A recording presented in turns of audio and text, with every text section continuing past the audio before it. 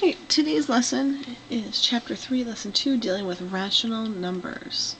Before we get into that, let's see how much you remember from our previous lesson.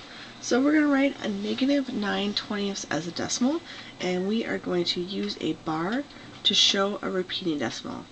So is the answer A, B, C, or D?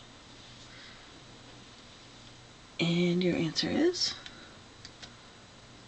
D. Now we're going to write 2 1/8 as repeating decimal, and we're going to use a bar to show it is a repeating decimal. Is the answer A, B, C, or D? And your answer is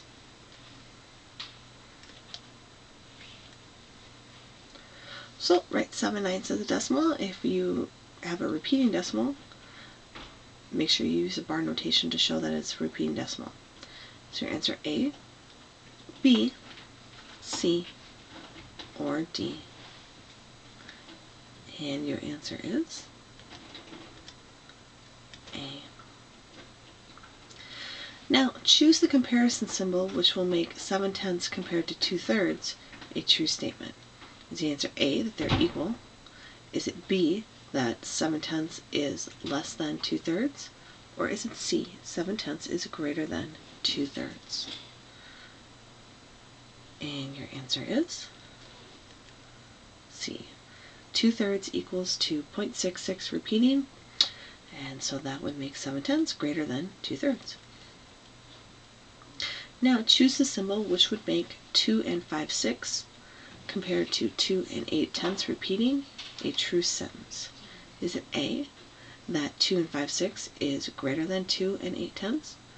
B, would 2 5/6 be less than 2 8/10?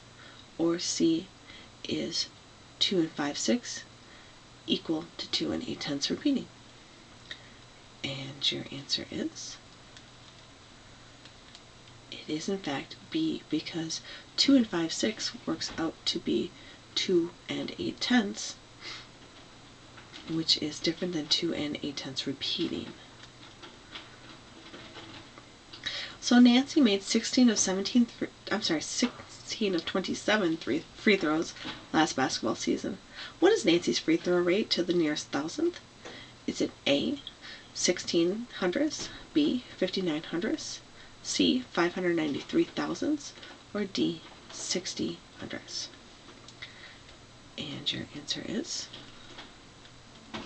C. Alright, so we have already studied natural numbers, whole numbers, and integers. That's what we did in our previous lesson. So now what we're going to do is we're going to write rational numbers as fractions, identify and classify rational numbers. So the first thing we need to know is, what is a rational number? And a rational number is any number that can be written as a fraction where the denominator is not equal to 0. So any number that can be written as a fraction as long as the denominator, that bottom number in a fraction, does not equal to 0. So now we're going to write a negative 4 3/8 as a fraction. So all we're going to do is write it as an improper fraction. This is something that you've been doing for a very long time, where you take 8 times 4 is 32, 32 plus 3 is 35. So now write 10 as a fraction. 10 is a whole number. So to write a whole number as a fraction, we just simply put it over 1. So now I'd like you to write 2 3/5 as a fraction.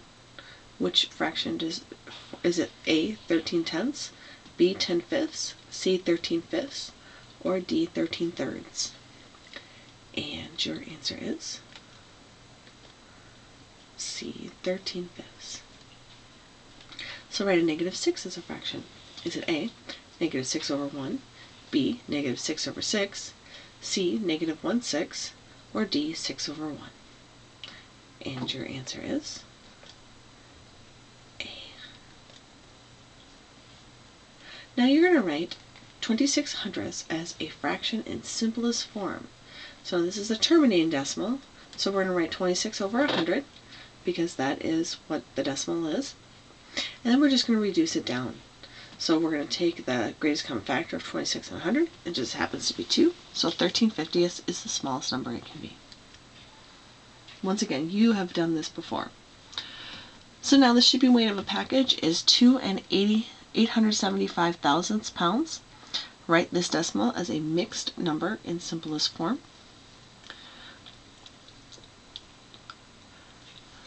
So there is our mixed number as a, but it's not in simplest form. We have to reduce it down.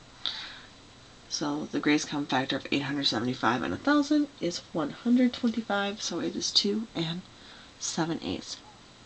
Here's where having those decimal equivalents memorized, because if you knew that 0.875 was equal to 7/8, you could just write it down and not have to figure out the greatest common factor of them.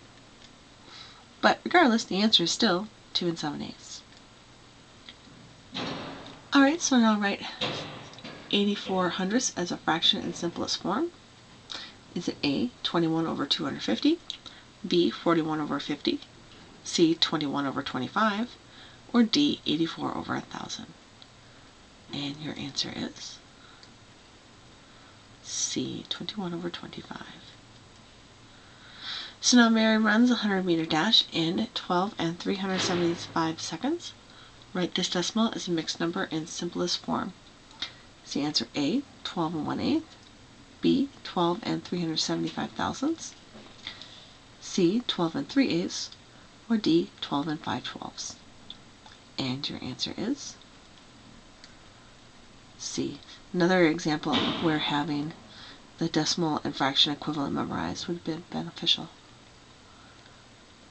Now, this is where it gets a little tricky, because we're going to take a repeating decimal and we're going to write it into a fraction in simplest form.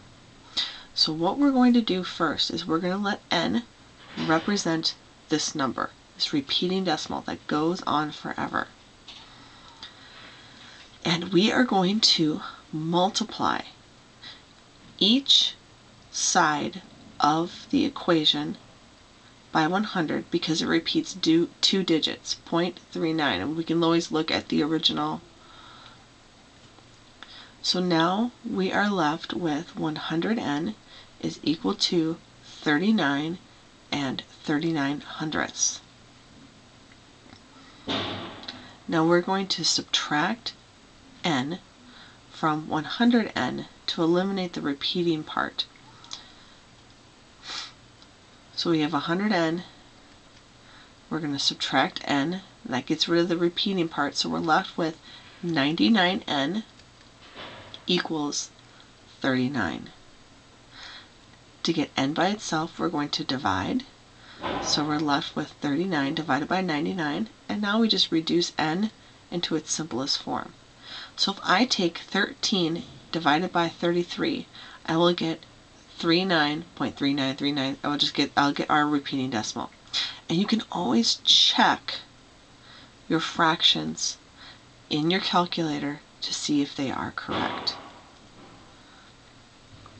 So now you're going to write 4/10 as a fraction in simplest form. Is it A, 4/9, B, 44/99, C, 11/25, or D, 2/5? And your answer is, if you don't understand how to solve repeating decimals, you need to make sure that you tell me, and I will make sure, because I'm sure that if you don't understand how to solve repeating decimals and write them as fractions, somebody else in your class also does not understand how to do it. Alright, so concept summary. Rational number is any number that can be expressed as the quotient a over b, which means just a fraction, where a and b are integers, in other words, whole numbers, whether negative or positive, and b is not equal to 0. That is what a rational number is. So now we're going to figure out what all sets to the number 7 and 1/8 belongs. It can be written as a fraction, so we know that it is rational. It is not a whole number, it is not an integer because it has that fraction part of it. So it's just a rational number. So now looking at this decimal, it's a non-terminating, non-repeating decimal. It never ends, so it is considered an irrational number. Now the number 15 can be written as a fraction, so that makes it a rational number.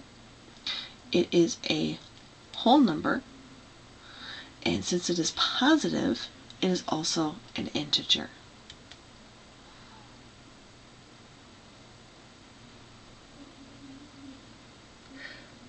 Alright, so now identify all the sets 2, 3, and 4/5, which ones they belong to.